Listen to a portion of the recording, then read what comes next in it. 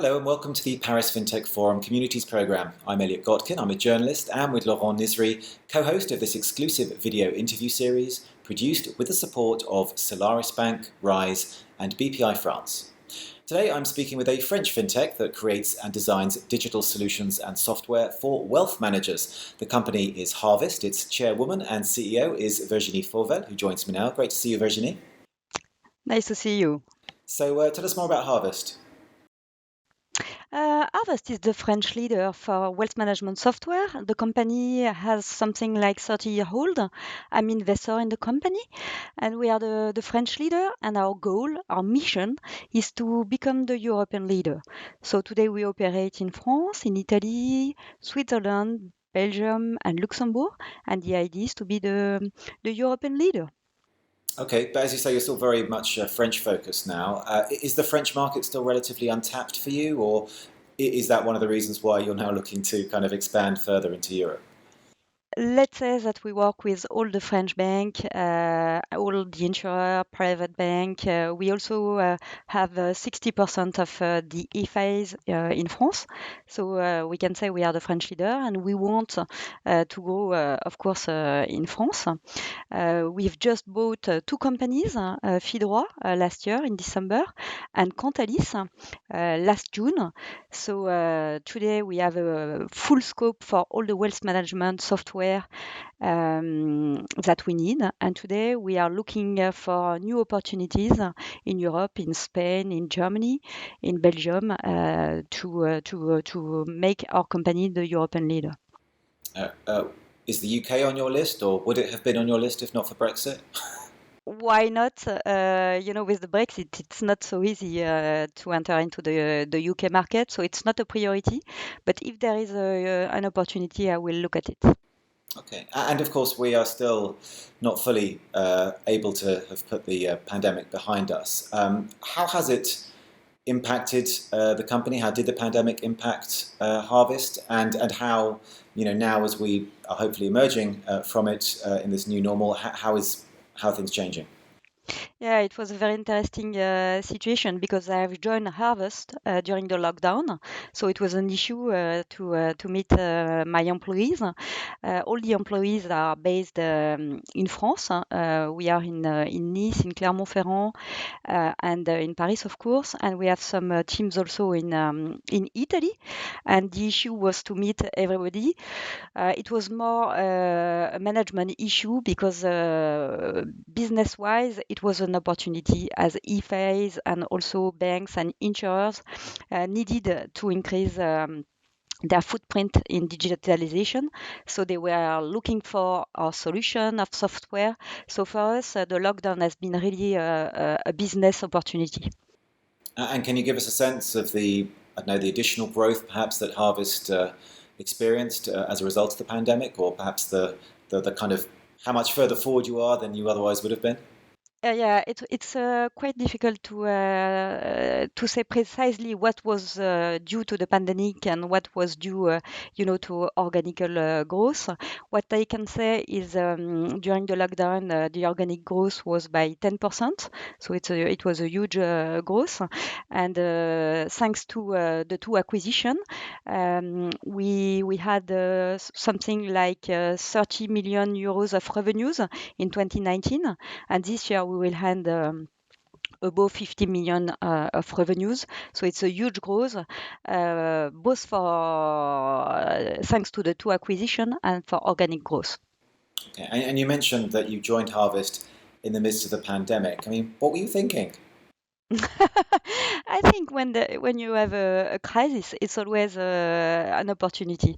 So I've decided that it was the right timing because when you have a crisis, when you have big changes, for me, it's really the time for taking risk. I think when there are big changes in the world, this is where there are big opportunities also. So we have to be optimistic, even if the situation is not ended, and you perfectly know that also, Elliot. I think opportunities happens when you take risk. But when one speaks with other CEOs, we've had them on this on the PFF Communities program. They talk about one of the challenges, despite the growth in demand and the growth in revenues and everything else. One of the big challenges of running a company during a pandemic is onboarding. How do you kind of onboard CEO, in the midst of a pandemic? That must have been incredibly challenging. Yeah, it was honestly it was the big challenge. Whenever I had the opportunity to take a plane or a train, I've joined the team to meet them. And what I've set up is a weekly visio conference with all the employees. So every single week, I had a chat with all the employees, talking to them about business, about HR issues, about strategy, and also letting them asking me a question and also asking question to the management team. So we've set up that, and as it was very interesting, I keep this visio not every single week, but every 2 weeks now, to have this direct contact with all the employees, because even if the lockdown is over in France, hopefully, I expect that to stay like that. As we are not in the same office, it's important to get in touch every 2 weeks. So we have 30 minutes. It's not a long meeting, but 30 minutes to share what happened in the company and also listen to the employees. But obviously, it's a unique situation, and other fintech CEOs and yourself have been living through. But I mean, I know you've been working in the kind of, let's call it the online finance space or digital finance space for quite some time. Pandemic notwithstanding, how different are things today versus when you headed up BNP Paribas' e-business unit, went on to found BNP's online bank? I think many topics change. I think that remote working is a norm, but I believe that it's impossible to work 100% remotely. I try to come to the office every day.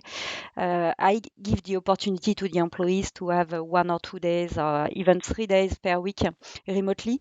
But I think that now it's normal sometimes to stay at home or to stay out of the office for 1 day or 2 days to think or to work on specific topics. So I think it's a big change. And the other big change for me personally is I took over my agenda, meaning what I mean is now I decide who I want to meet, when I want to meet them. And for me, it's a big change because when you work in a big company, sometimes, your agenda doesn't belong anymore to you. Your time doesn't belong anymore to you. And when you are a fintech CEO, you take over your agenda and the time. And for me, it's very important to have that kind of balanced way to deal with what is important for my company and what is not important for my company. So it's kind of freedom, to decide who you want to meet and when you want to meet. Right. And as we discussed, you only joined the company last year, so you're not a founder of Harvest. You did found, if I'm not mistaken, BNP's online bank back in the day, but were you ever tempted to kind of, set off on your own without the support of like a larger organization and founding your own fintech? Is that something that might still happen? Yes. Yeah. I think I've liked a lot working for BNP Paribas and Allianz, large organization, and I had the opportunity both in BNP Paribas and Allianz to work like an entrepreneur. So it was very important for me to build things, to fund things, to move lines. So it was very important. And today in Harvest, it's even better because as I'm investor in the company and as I am the chairman and the CEO, it's all my energy to build new topics, to drive new topics, and to make the company this global leader I would like to set up. So for me, it's like something very coherent, starting for BNP Paribas and Allianz, and now in Harvest. I think I've built some steps to be now the CEO of this beautiful company. Okay, Well, Virginie, don't go away because we're just going to take a very quick break, after which we're going to continue our conversation with Harvest Chairwoman and CEO Virginie Fauvel.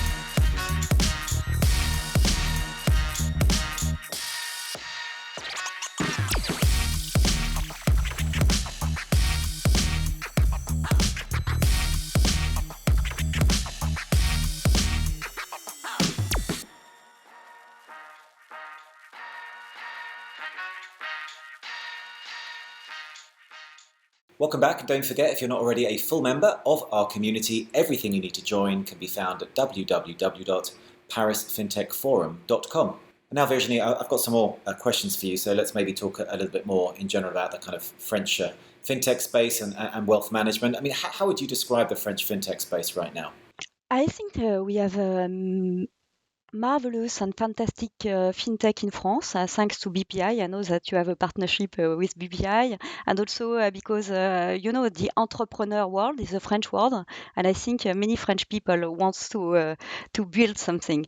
The shame for me is that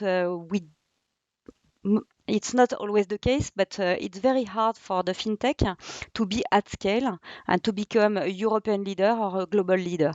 So I think we should focus not only to build fintech, to build new companies, but really to attack the world and to set up global leader. And for that, I think we should work more on patriotism, economical patriotism, because we belong to a fantastic country. Europe is a fantastic community. So how can we gather our strengths, not only to launch small companies, but really big leaders? When you look at digital leaders, they are American, they are Chinese, but few are European. So really my mission in life, if I can say that, I have two missions: to help women to take leadership and opportunities, and the other mission is really to set up large fintech company at scale in Europe. And what do you think has been holding French fintechs or the French startups back? Is it cultural? Is it regulation?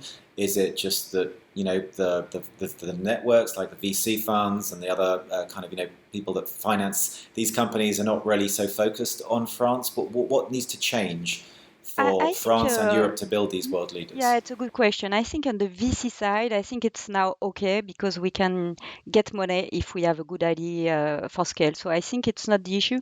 Probably regulation is an issue because sometimes it's easier to build company outside Europe and enter into the European market.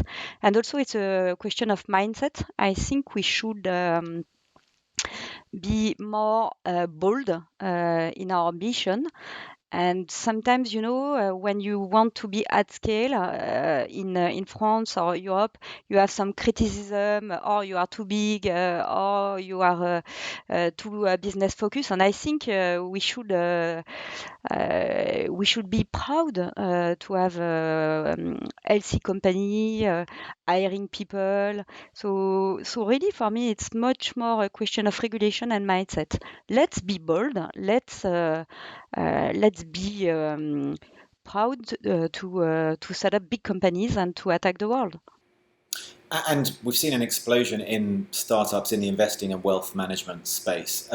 Given how crucial it is for people to save for their retirement or for the future, do you worry that some companies out there, I don't know, let's say Robinhood, for example, aren't necessarily in the business of helping people build wealth?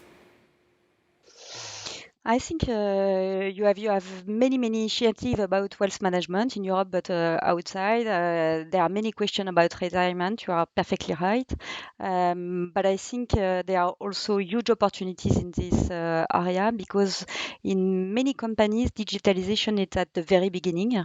In retail, I think the digitalization is on track, but for wealth management, it's the beginning due to many topics. Part of that is that you have fewer customers, so sometimes you do not need to industrialize. But today, I think it's the right time to industrialize wealth management because you have a lot of calculation, you have many regulation, and you have also the end customer that would like to have a nice solution, convenient solution. So for me, really, in 2021 and 2022, it's the time for wealth management to enter into the digital world. And of course, we have many startups around us, but I think. With 30 years of wealth management calculation, wealth management software, we have a big advantage. And also, as we are a very healthy company, we can buy some startup if needed. Okay, well, we will watch this space and see how things develop. But I'm afraid we are out of time. So, really just want to thank you, Harvest Chairwoman and CEO Virginie Fauvel, for taking the time to speak to me today. Thank you very much. And I'll be back again next week with another big name from the world of finance and technology. We do hope you will all join us again then. In the meantime, you can keep up to date with all the exclusive interviews and content from the Paris FinTech Forum Communities Programme via www.parisfintechforum.com. Hope to see you next time. Bye-bye.